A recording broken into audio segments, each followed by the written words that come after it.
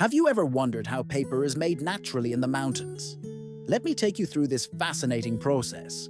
It all begins with the paper mulberry tree. Small cuts are made on the trunk, and from there, the bark is gently peeled off and collected. Once we have enough bark, we bring it home, and the outer layer of the bark is removed, and the inner part is cut into thin strips. These strips are gathered into a basket and soaked in a large container. To this container, we add bleaching powder and water, enough to soften the fibers, and then we wait. The bark soaks for nearly 2 months.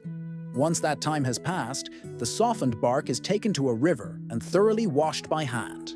After cleaning, the next step is to extract the fibers by gently pulling them apart. These fibers are then boiled in hot water for 2 days.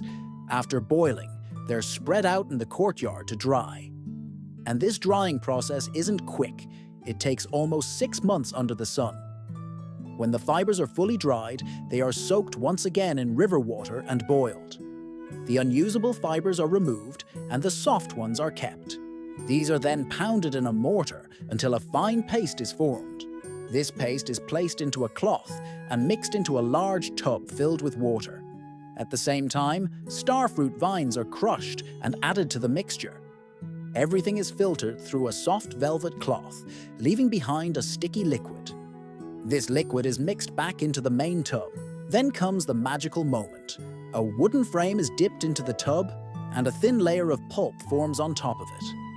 The wet sheet is carefully lifted and placed on a flat table.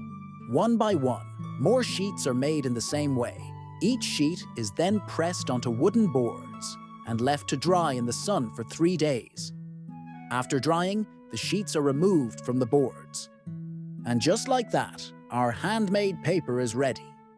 You can even use it for drawing. By the way, what grade are you in? And what's your name? Tell us in the comments below.